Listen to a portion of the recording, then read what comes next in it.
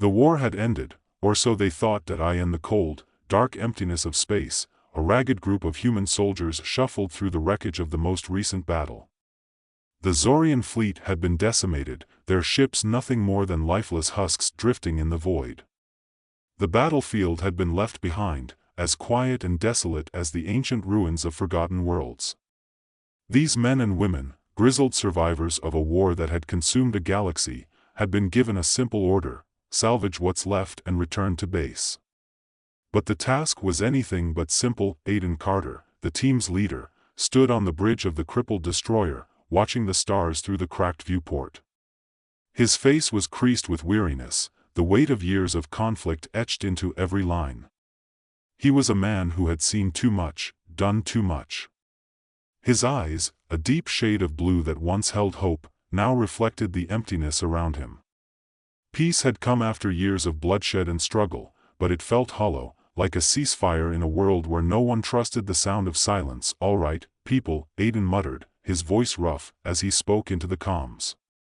"Let's clean up this mess and head back to the fleet. We've got a long way to go before we're out of here." He glanced down at the war-torn remains of his crew, some of them too battered to even speak, their once pristine uniforms now stained with the blood of enemies and allies alike. Zoe, the team's technical expert, fiddled with the ship's communication systems. She was small, wiry, her hair a mess of wild curls, but there was an energy about her that contrasted sharply with Aiden's subdued demeanor. She glanced over at him, her eyes sharp. "You think we're really done?" she asked, a hint of skepticism in her voice. "This feels like a breather, not an end." Aiden shrugged, his fingers gripping the edge of the console in front of him. He didn't answer immediately, his thoughts lost in the silence that had descended on the fleet. The battle had been brutal, and no one had expected the ceasefire to hold. The Zorian warriors were as cunning as they were brutal. Their fleet was nearly annihilated, but the larger war was far from over. "We'll see," Aiden finally said. "But for now, let's get out of here. There's nothing left to fight." At that moment, a sudden shudder rippled through the ship. The lights flickered, the hum of the engine stuttered, and Zoe's fingers froze over the controls. "What the hell?" she gasped, her eyes wide. "Something's messing with our systems. We're..." Before she could finish, the ship sensors blared with an alarm, a shrill, distorted sound that sent a chill through everyone in the room. Aiden shot up from his seat, his hand instinctively going to the weapon holstered at his side. He didn't need to ask what was happening. He'd been through enough battles to know the signs of an ambush, but this wasn't an ambush. "No enemy signatures," Zoe said, scanning the monitors with disbelief. "Nothing on the radar. No ships, no fighters, no..." A loud, echoing thump vibrated through the hull, followed by the eerie hiss of static filling the airwaves. Aiden's eyes darted to the monitors, his mind racing. The ghostly presence was unmistakable now. "Are we being boarded?" Travers, the squad's captain, growled from behind them, his hand already gripping his rifle. "No," Aiden said, his voice tight. "We're not being boarded." He slowly walked over to the viewport, his gaze fixed on the stars outside. A strange, unnatural ripple pulsed through the fabric of space, like a distorted echo of reality itself. Then, in a flash of brilliant, otherworldly light, something appeared. They were not ships. They weren't even fully material beings, at least not in any way that made sense.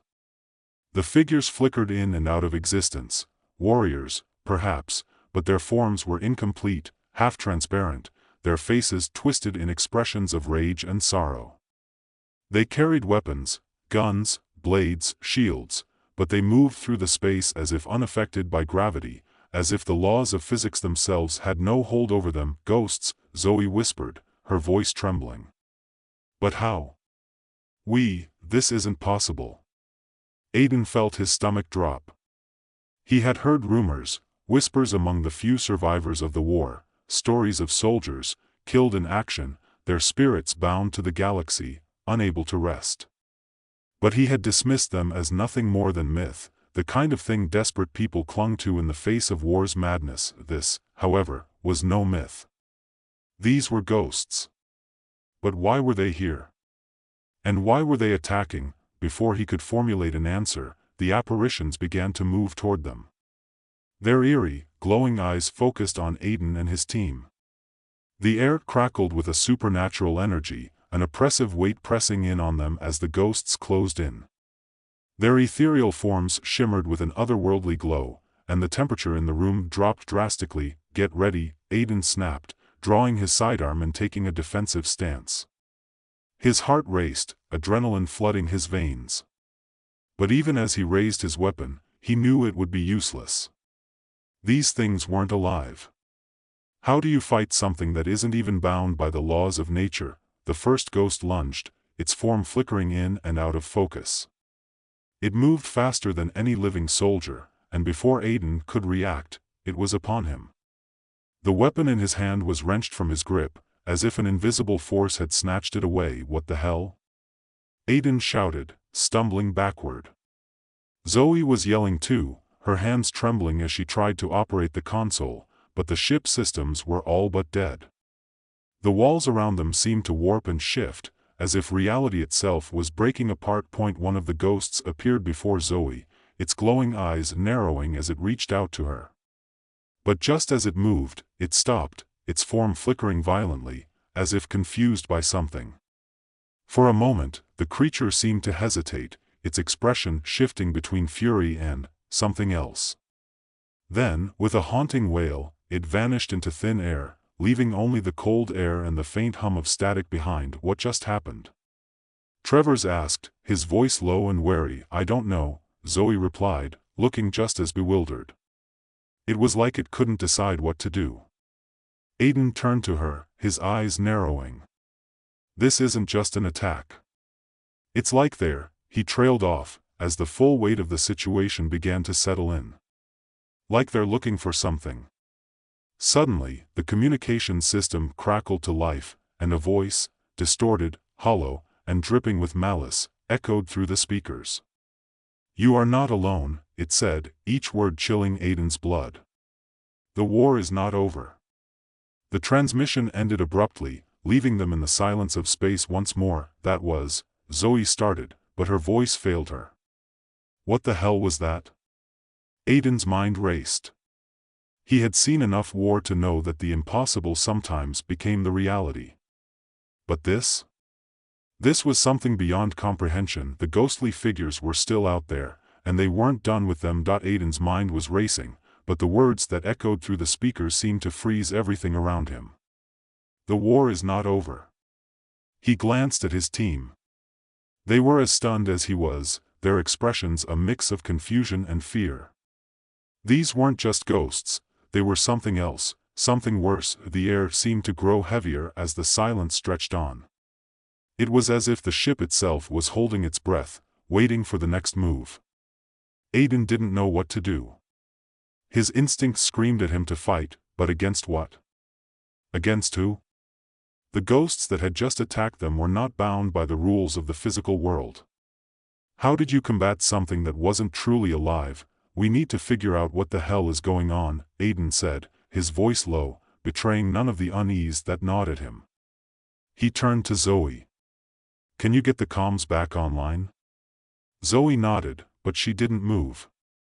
Her eyes were wide, her body rigid with tension. "I don't know, Aiden," she muttered.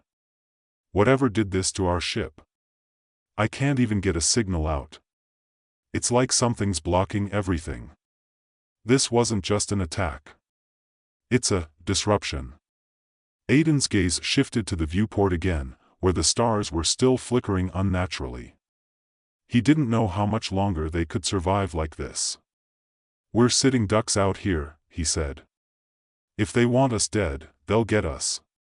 If they want something from us, we need to figure out what." Trevor stepped forward, his expression hardening. "You think they're going to follow us back to the fleet? If this is some kind of ambush, we can't just leave the others vulnerable." "No," Aiden replied quickly. "We're not going back yet. Not until we know what we're dealing with. I'm not dragging them into this until we've got some answers." Zoe let out a sharp breath, nodding as she turned back to the console. Her fingers danced over the controls again, more frantically this time, as though she were trying to will the ship back to life. But the damage done to the systems was far beyond a simple repair. "Nothing," Zoe said finally, frustration creeping into her voice. "This ship is dead in the water. If I don't get the systems back online, we're going to be stranded here." "We'll survive," Aiden said, though he wasn't sure he believed it. He glanced back at the others. "We need to regroup. Stay alert. If we're going to get through this, we need to keep our heads." The tension in the air was palpable. Every creak of the ship, every flicker of light seemed to send them on edge.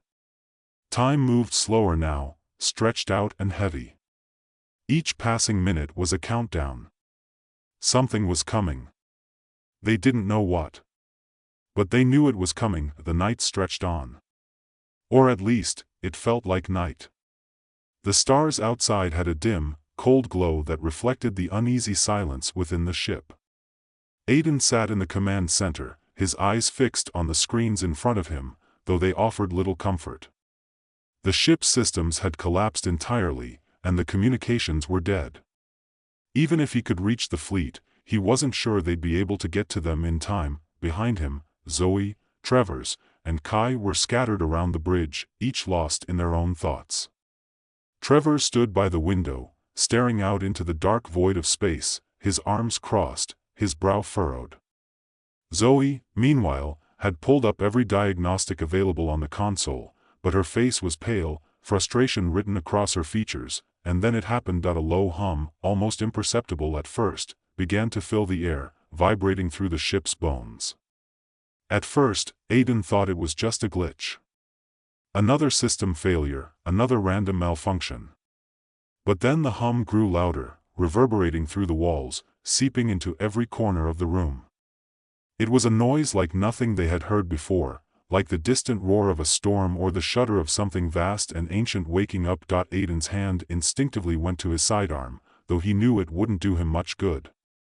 "What the hell is that?" he asked, his voice tight. Zoe turned from her console, her eyes wide. "I don't know. It's not coming from the systems. It's coming from inside the ship." Trevor stepped forward, his gaze flicking toward the door. "We need to move, now," he said, his voice urgent. "Whatever's doing this, it's not just an attack. It's something more." Before Aiden could respond, the room was plunged into darkness. The hum stopped, and the silence that followed was deafening. No lights. No sounds. No signals. Then came the whispers. Soft at first, like the murmur of a distant crowd. Aiden could barely make out the words, but they weren't in any language he recognized. The whispers rose, growing louder, more insistent. They filled the room like an invisible presence, their chill seeping into his skin, crawling beneath his flesh. Zoe gasped. "It's them. It's the ghosts." Aiden's eyes widened. He could see nothing in the dark, but he could feel them. The presence of the ghosts was thick in the air, like a fog that surrounded them, suffocating them, blocking out the warmth of the ship. The whispers grew clearer, their voices intertwining, forming words in a language they had never heard, but that they somehow understood. The ghosts were speaking to them. "They're not just attacking," Aiden said, his voice tight. "They're trying to communicate." "But what do they want?" The whispering voices grew louder, more urgent. And then, a sound like a heavy breath echoed through the room, an unnatural sound, full of static, as if something was trying to break through. "I know you," the voice said, a deep, guttural tone that rumbled through the air. "I know what you are." Aiden froze. The voice, it wasn't just one of the ghosts. It was different. This voice wasn't coming from the ship's systems. It wasn't coming from the ghosts. It was coming from somewhere else, somewhere deeper. "Who are you?" Aiden demanded, his heart pounding. "Show yourself." The air grew colder still. His breath fogged in front of him, and then, in a flash of eerie light, one of the ghosts appeared in front of him. It wasn't like the others. This one was different, more solid, more substantial, its form flickering and shifting as if it were made of both light and shadow. Its eyes glowed, a piercing, unnatural blue, and its expression twisted with something between sadness and rage. It didn't speak. But the message it delivered was clear enough. The ghosts weren't the only threat they faced, the room was alive with tension. Aiden's mind raced. What had just happened? Who, or what, had spoken to them? And how had the ghosts gotten so real? He looked around at his team. They were as shaken as he was, their faces pale in the dim light. "We need to get to the control room," Zoe said, her voice low, trembling. "Now. Whatever this is, it's messing with the ship's systems. We don't have time to waste." Aiden nodded, his hand tightening around his weapon. They had no choice but to face whatever was behind this. The ghosts weren't just seeking revenge. They were trying to send a message. But what was that message? And more importantly, who, or what, was controlling them? "Let's move," Aiden said, his voice firm. "We're not leaving this ship until we get answers." With that, they made their way through the corridors, the ship's cold, dark interior feeling more like a tomb with each step. The echoes of the ghosts' whispers still lingered in the air, the chill of their presence creeping up on them.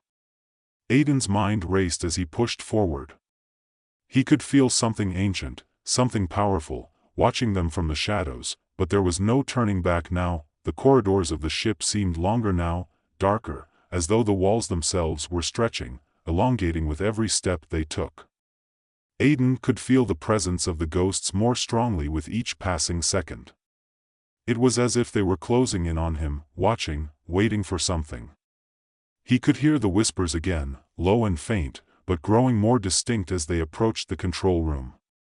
The closer they got, the more oppressive the air felt, heavy with the weight of unseen eyes. Zoe was the first to reach the control room door. She pulled at the panel, but the door remained shut, the locking mechanism dead. Aiden stepped forward, a grim expression on his face. He didn't have time to wait for Zoe's skills to override the system. He slammed his palm against the emergency release, and with a violent hiss, the door opened. The control room was a mess of flickering lights and static-filled screens, the systems malfunctioning, their once smooth interfaces now frozen in place. Zoe quickly moved to the main console, fingers flying across the surface as she tried to coax the systems back to life. Come on, Zoe muttered under her breath, her voice strained. Her face was drawn tight with concentration. But the more she worked, the more the ship seemed to push back, as if the very essence of the vessel was rejecting her attempts. Aiden stood by, his eyes scanning the room, every nerve in his body on edge. The ghosts were close now, he could feel it in the air, the unnatural chill that clung to his skin. He reached for his weapon again, just to have something in his hands, a reminder of the physical world. "Zoe, hurry up," Trevor said, his voice low and urgent. "Whatever's coming, it's not just a few ghosts. It's something worse." Zoe barely spared him a glance, her fingers still moving with practiced precision. "I'm trying. This ship's been compromised. The comms are dead. The engines, hell, the entire ship's systems are being blocked. It's like something's controlling it from the inside." Aiden stepped closer, his eyes narrowing. "Something?" Zoe paused, her fingers hovering above the console for a moment. Then, she slowly turned her head to face Aiden, her eyes wide. "Not something. Someone." Before Aiden could respond, the lights in the room flickered again. A crackling sound, distant but growing louder, filled the air. The hum from earlier returned, filling the room with an eerie vibration. It was accompanied by a deep, guttural voice, not from a speaker but from everywhere, seeping into the walls, the floor, the air itself. "You are not welcome here," the voice boomed, sending a shiver through Aiden's spine. It wasn't a voice they could understand, not in any conventional way. It was more like a resonance, a presence speaking through the very fabric of reality. Aiden's hand tightened on his weapon, and he motioned for the others to be silent. The room fell still. Then, with a sudden burst of motion, the room was flooded with light, bright, harsh, and overwhelming. The temperature dropped to freezing as an enormous figure materialized before them. It was unlike the ghosts they had seen before. This was a creature, more tangible, more real, yet utterly alien. It was humanoid in shape, but its skin was translucent, its body crackling with electrical energy. Its eyes glowed an unnatural blue, the same cold glow that had haunted Aiden's dreams since their first encounter with the ghosts. The creature's form flickered, its edges blurring, as if it existed partially outside of space and time. Its voice, when it spoke, was a combination of sound and sensation, a vibration that seemed to shake the very air around them. "You think you have escaped the war," the creature intoned, its voice vibrating through the bones of their bodies. "But the war is not over. The ghosts you see are but echoes of what once was, remnants of the lives lost in the conflict that you, yourselves, have caused." Aiden took a step back, his hand still gripping his sidearm. "Who are you?" he demanded, his voice steady despite the fear that gripped him. "What do you want?" The creature's head tilted slightly, as though it was studying him. Its eyes, those piercing, electric blue eyes, seemed to see right through him, through everything. "I am the Nexus," it said simply, its voice now carrying the weight of centuries. "The architects of this galaxy's peace and destruction. You have stumbled upon something far greater than your little wars, your petty battles. You are ants, scrambling over the remnants of a world you did not create. Then why are you doing this?" Zoe demanded, her voice rising with frustration. "Why are you using these ghosts to attack us? What's the point?"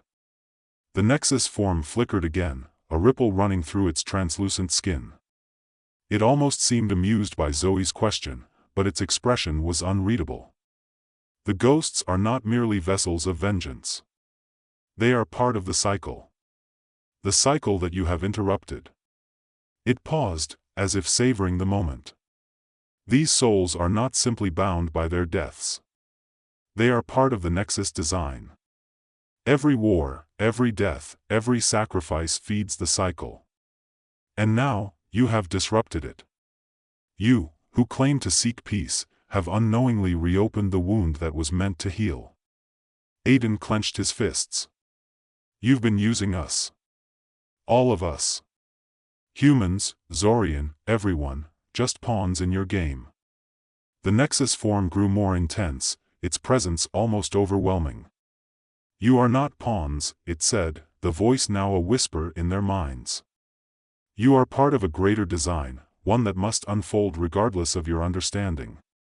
The ghosts, the wars, the deaths, they are all necessary. The galaxy must be purged before it can be reborn." Aiden shook his head, refusing to accept the creature's twisted logic. "I'm not going to let you do this. We'll stop you." The Nexus laugh was like the sound of 1,000 voices, a cacophony of whispers that sent shivers down Aiden's spine. "You cannot stop me. The cycle is inevitable.